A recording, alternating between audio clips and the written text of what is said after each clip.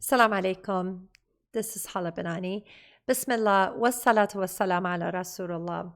We have been globally grounded by Allah in order for us to face our problems and resolve our issues in our marriages, issues with our children, issues within ourselves, and our spiritual issues.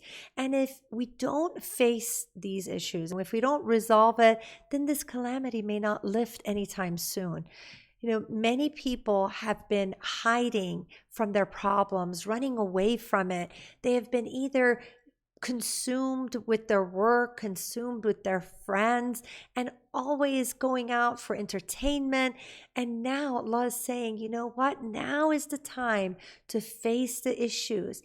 And you don't have any form of distractions. You can't you have no excuses. You can't say that you have a business trip. You don't have any events. You have no functions. It's really about just being together 24/7. And it's challenging because I am getting calls and I'm getting messages on a daily basis. Frustrated couples, individuals telling me that they are on a brink of divorce. They cannot take it. Even those individuals who had pretty decent relationships are now completely annoyed at one another. They're telling me that they just can't take it anymore. Their teenagers are frustrated and bored, and there is lots of fighting over trivial things. So how are we going to do this? It is a difficult task, and it is a challenge to be at home for a change and spend this much time with the people that you have really most likely neglected. Maybe you've oppressed them, maybe you've betrayed them, and now there's just a lot of negative emotions, and now you have to face them. Now, Allah says, أحسب الناس أن يتركوا أن يقولوا آمنا وهم لا يفتنون. Do the people think that they will be left to say, we believe, and they will not be tried? It's so easy to say, I'm a believer. I have a white heart, قلب الأبيض, right? I am so committed to the deen. But now it's time to demonstrate it. Now we need to show it. This is not a time that someone can fake it, right? You have to really search within and realize that we're being tested, and we need to see how we can pass this test. Now, when it comes to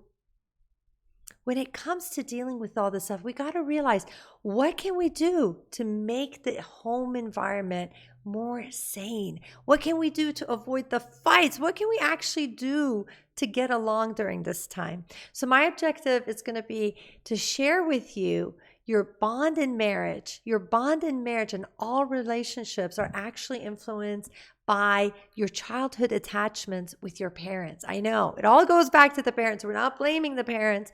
We're just trying to explain and understand what actually happened, okay?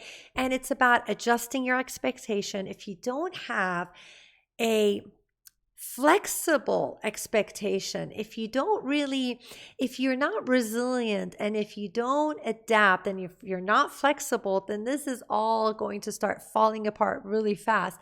And it's about how can positive illusion save your marriage, okay? So most of us fall into three different categories of attachment. This is the attachment we had with our parents. So it's either anxious attachment, avoidant attachment, or secure attachment.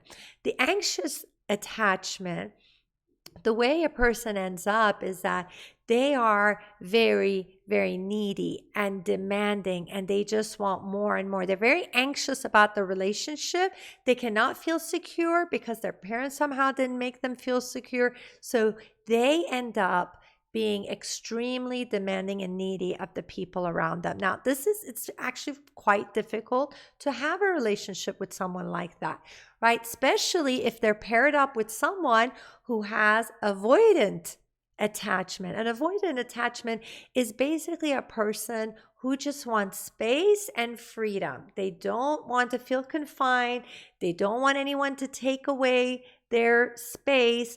And so imagine if you have this anxious person who need to give me more, and it's paired up with someone who's like, give me space, stay away. And then there is the secure attachment. The secure attachment, this is, of course, the ideal way where you can actually, you're very comfortable with giving, you're comfortable with receiving, you're balanced, you can be, dependent at times, you can be independent. There's no demand and there's no longing for freedom. So this is, it is easy to be with someone like that. And so you need to realize that, again, what I said is, we're not here to blame the parents for the kind of attachments that we have, but it's very important to understand it and to find out, what kind of attachment do I have? What kind of attachment does my spouse have? And why are we tense all the time? Why is it that, let's say, he's always pushing me away and I'm always trying to get more time? And you can feel this actually even with your children or with anybody. Everyone has a certain attachment style. And once we understand it, then we become a bit more empathetic, and then we understand the situation. So if you have a tendency to be anxious where you're very needy and demanding, then try to cut down on that. Try to be a little bit more understanding of the people around you. Maybe show a bit more empathy and lower your demands and requests rather than demand. And if you are avoidant, if you have an avoidant attachment, then try your best to make time for your spouse, right? Like right now, a lot of women will say that, I need quality time. Like that is the number one thing a lot of women have asked for, right? I want quality time. And now, okay, you're getting a lot of time. It's not necessarily quality, right? Because many people are just in their own space, on their own devices, and they're not really attached. They're not really connecting. And so if you have that avoidant attachment style, then you really need to be cognizant of setting aside time where you're really present for your spouse. You're there. You are not on your devices. You are not looking at the computer saying, okay, go ahead. I'm listening, right? So try your best to dedicate some time, show some compassion, and really engage with your family if you have an avoidant style. And if you're secure, keep it up. Okay, that's good. That's good. You don't have too much to work on, just having maybe more understanding for your spouse, because if you have a secure attachment, your spouse may not. And this will make you just be a little bit more understanding of what it is that you may be going through. So Allah says, the Prophet ﷺ says that Allah Almighty says, I am as my servant expects of me. If he thinks good of me, he will have it. If he thinks evil of me, he will have it. So this is having the husn dhan of Allah. And we need to have the best expectation and realize that whatever is unfolding, whatever we're going through, you may be absolutely miserable right now. I know, because I talk to people and I see the misery. I see the pitch is up here. They're yelling. They can't take it anymore. They're crying. And so I get that it's a very trying time, and many people are truly struggling financially as well. So it's not just being cooped up in the house and not being able to go out, but then it's like, how am I going to pay for everything? How am I going to manage? And so this is, it's challenging, but we need to realize that it is for some greater good. And when we have that trust, when we have that tawakkul in Allah, then things start falling into place and our hearts are at rest, right? Ala bidhikrillahi tatma'innul qulub, that our hearts will find peace in the remembrance of Allah. So we have high expectations of Allah. We think the best of Allah. When it comes to expecting from the people around us, we have to adjust it. We can't have really high expectations of others, because if we do, we're going to set ourselves up to be either disappointed or angry. So it's really critical to go ahead and adjust your expectations. Stop expecting everyone to be perfect, okay? Stop expecting your house to be perfect. Stop having all of these very unrealistic expectations, because what ends up happening when you have these expectations, and most likely no one's going to meet up to those, at the expectation of perfection, because it just doesn't exist, then we're all going to be very frustrated. We're going to be annoyed, and it's going to cause a lot of friction. In the attempt of keeping a very nice, clean home, if you end up yelling and screaming and being in a bad mood at the rest of your family members, it's not really worth it. When I interview individuals and I ask them about their childhood, they never tell me about, the fact that the house was really clean. And no, they tell me, well, mom was always yelling, dad was never around, and we were just very dysfunctional. That's what they remember. Kids remember how you made them feel. So really try to prioritize that connection and adjust your expectation. One of the best advice my mom gave me right before I got married was lower your expectation. She's like, lower it, lower until it becomes to zero. Then you're always pleasantly surprised. And that has saved me so many times. So many times different events would come up, and you have, let's say, different expectations for, are they going to do this? Are they going to do that? Whether it's about your in-laws or whether about the spouse or friends. And you have this expectation. And the other person may make an attempt, but they only get up to here. What's going to happen? You're going to be disappointed and sad and upset. But when you lower your expectation, what ends up happening is that you are pleasantly surprised all the time. You're pleasantly surprised. So it's really magical advice. God bless my mom for teaching me that. And I apply it in every relationship, and it really affects the relationships. So, we need to make sure that we are disconnecting from our devices, from social media, from the news, for God's sake. Stop watching the news all day long. I know that it's very addictive. I know that, you're just, you're fear motivated and you just want the latest information. But, getting all that information, the number of deaths, the number of cases from one country to another country, this state to that state, it's really psychologically overwhelming. We're not accustomed to getting this many bad news at one go. And this is going to start causing anxiety and depression. And what I'm concerned about is that it may also lead to paranoia, and it may also lead to obsessive compulsive disorder. I mean, there is a mental health pandemic, and it is unfolding before my eyes. Every person that I talk to, I am seeing traces of this. And so we really need to be aware of our mental health. We need to make sure that we are disconnecting. There is a time you just have to have a normal life. Go outside. After work today, I walked outside, and it was a beautiful day, beautiful, lovely day, and just everything felt normal. We need to feel normal. You can't be cooped up in the house watching this news that is just causing you so much stress. So try your best to disconnect, get updated once or twice a day, and then connect with your family. Connect.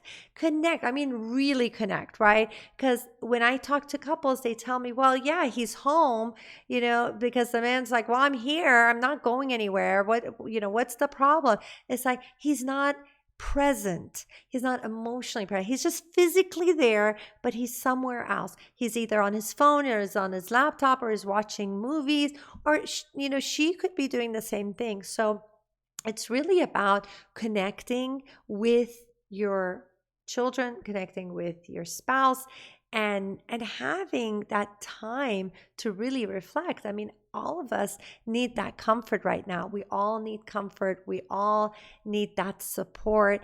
And remember what Allah says, that وَجَعَلَ بَيْنَكُمْ مَوَدَّةً وَرَحْمَةً, right? Allah has put this love and mercy, and we need to demonstrate it, right? Because these are these are the things that we have been taught, that we know, and it's the time to apply it, because this is when it really counts. When everything is easy, when life is good, when you're making lots of money, and you have your health and there's no fear, it's so easy to say tawakkul ala Allah, right? Be in good spirits, be patient, sister, right?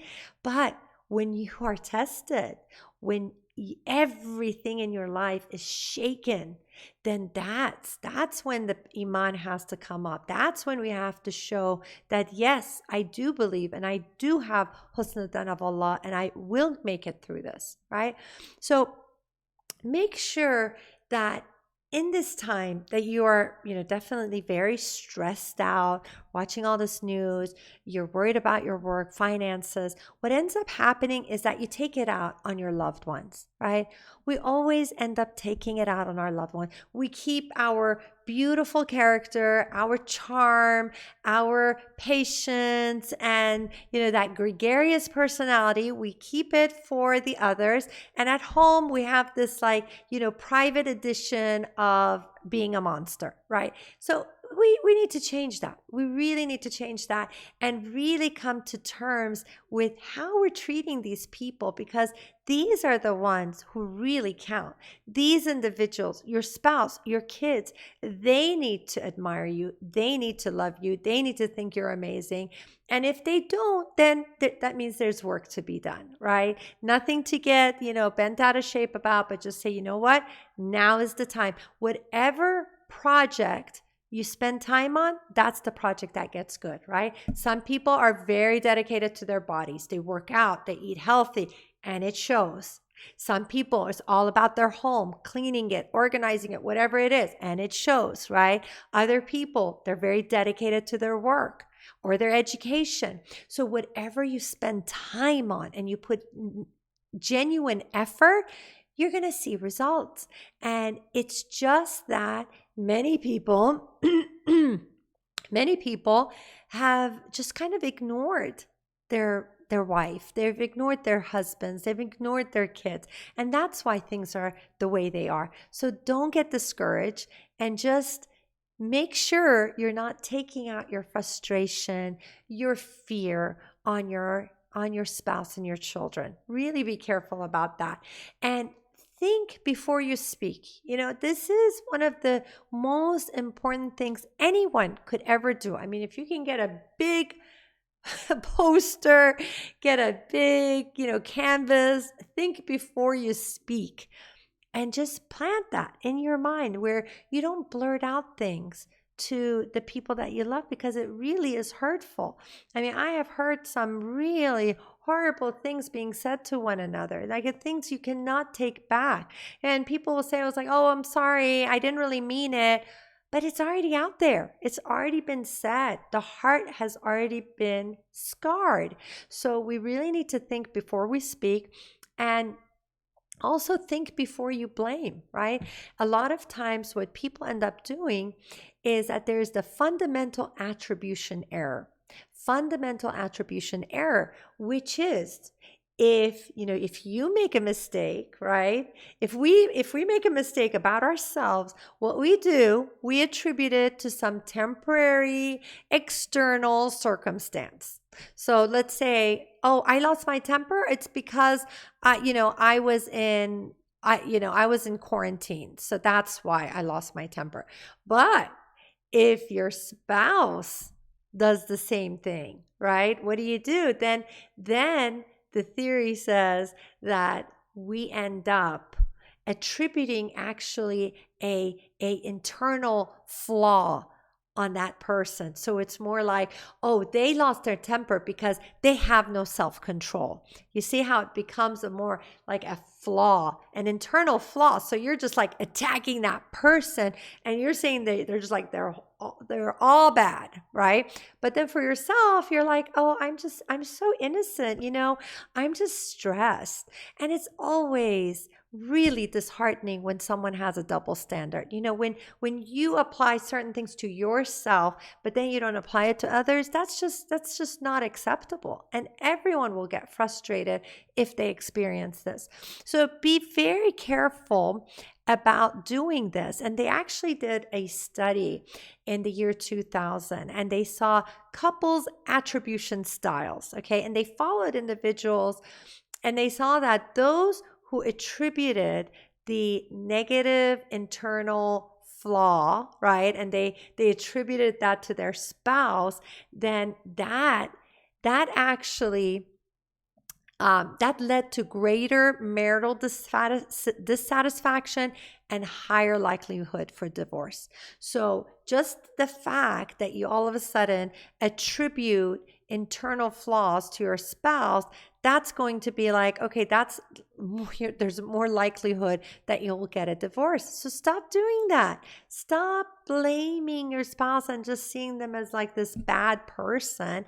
And they have actually they have seen that positive illusion. That's where you kind of overlook the negative quality. We all have it, right? Every single one of us. We have our good traits. We've got our negative traits, right? What do you want your spouse to focus on you, right? What do you want your husband or your wife to focus on? Do you want them to sit there and list your negative traits, which are there, or would you prefer them to hone in on those good traits, right? There are some couples, they're actually quite fair. They will come and they'll say, you know what? My spouse has these really great traits. They're wonderful. They're very intelligent. They're very compassionate. They are very giving, but they're very demanding, and they're very, they are very, maybe like rude or whatever it is, right? Sometimes people are able to see both qualities. Other times, though, things get so bad that people stop reporting on any good. So, I will talk to the husband. All he says is all the bad things about his wife, and I talk to the husband, and all he says is all the bad things about his wife, right? And it's not accurate, right? Because every one of us has the positive traits, we have the negative traits, and we really need to just focus. And so this positive illusion is you overlook the negative qualities. Not that you pretend they're not there. You overlook it. You see it. Okay, I know it's there, but let's overlook it. Now, if you can't overlook it and it's just like it's in your face, then just keep quiet about it, right? There are some people who just love to poke. They just love to, whatever they see, they want to see it, and they want to poke the bear. And just that's a really childish game to play, right? So overlook, see the positive, and refrain from talking negatively about it, because what ends up happening every time you have that negative image of your spouse, every time you have those thoughts that this person is all bad and they're internally evil. I've had people tell their wife that they're evil and they're the shaitan and all sorts of things, right? And if you say that over and over again, eventually you're going to believe it, and you're going to start it's going to definitely affect the way that you feel about them, right? And what you really need to realize is that kindness and positivity is contagious, right? So yes, the virus is contagious. We have to get rid of the virus in our heart, right? We have so many diseases of the heart. We have so much that we have to be careful of. We have to get rid of the virus that it's in our ego. The ego is it's out of control, right? And Allah has brought us all down to our knees and has humbled us and humbled our egos, because no matter who a person is, right? Whether they're the president of a country, they're a prime minister, whether, whoever they are, and no matter how much money they have, they're being infected. And so this is really a humbling experience for all of us, and it should be. And we really need to reflect, what is it that I need to improve? How can I how can I change myself in this situation? And so we do have to worry about those viruses of our heart, virus of our ego, but also know that kindness and positivity is very contagious. I see the effect. Just like negativity is contagious, someone's negative, someone's whining, someone's sitting there and complaining, and that's just it is going to be, it's like black ink on a person. It just kind of gets over you, right? The same thing is with positivity and kindness. You show that to others, and it really will cause them to, it causes a ripple effect. And so what I ask for us to do is to, inshallah, look at this period of time, this time that we are grounded by Allah, right? To face our problems, to see that right now, we can't have distractions. It's like we can't go anywhere. We can't travel. We can't even go to restaurants and movies. And it's just we can't even visit family or friends. It's all about the core, right? The nucleus family. And even if you're alone, right, there's internal work that needs to be done. I guarantee every single person has internal work. I don't care how educated, how religious, how amazing a person is. The more amazing they are, the more they have to work on themselves, because then at the same time, it's like about managing the ego as well, right? So there's a lot of work that needs to be done. And so during this time, we really need to just take advantage of the time, take advantage of the fact that you have everyone at home, and really just purify your intention, because innamal a'malu binniyat. If you are staying at home just because like I'm stuck and I can't go and this is horrible, and you just have a negative attitude about it, then nothing good is going to come out of it. You are going to feel like this is a prison sentence, and you're going to just whine and complain, and you're going to gain itham after itham after itham. You're just going to compile sins, right? Because, I want you to think about, what were you complaining about prior to all this, right? Let's say 5 months ago, when life was beautiful, when we had all that freedom, when we could travel and we could go places. What were you complaining about? I'm sure many people, people complain about the weather. It's too hot, it's too cold, it's too dry, it's too wet, it's too, then you start complaining about where you are, where you live, your work, complaining about going to work. Oh, it's Monday and I have to go to work. Oh, I have to drop off the kids. All of these things that we complained about, it's like Allah took them all away, right? And what I want us to reflect on, because now we're longing for those things. Like, it's okay, bring it back. I'm not going to complain. I won't complain about the school drop-offs. That was a blessing, right? I won't complain about the long lines in restaurants or crowded malls. I won't complain anymore. But what are you complaining about right now? What are you complaining about? The fact that you're at home, and that you have a home, and that you have food, and you have family, and you have people. We are still complaining. We are.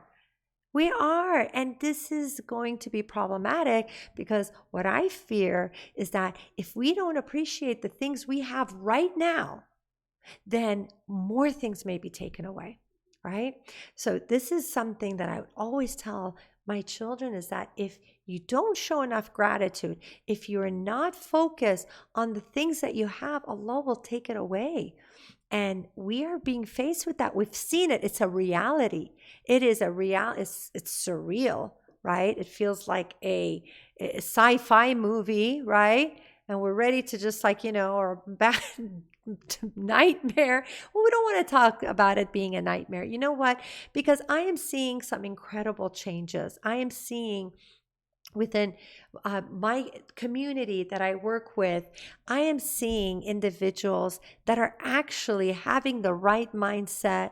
They have learned about embracing change. They have learned about, I've been teaching about emotional intelligence. I've been teaching about how to have positivity and the power of visualization, all of these things. And now at this stage of their life where they are under a gruesome test, they're actually thriving. So this is the power of knowing how to deal with these things. So if you prepare yourself mentally, then you are able to actually learn to thrive and not see it as a nightmare, not see it as a life sentence or a prison sentence. And inshallah, all of us can, just gather up all that courage, all the iman, all that we have been doing, those years and years of Taraweeh, those years and years of attending classes, those weekend classes. People are so excited about, whether it's reading books or going to classes or getting a degree, whatever it is.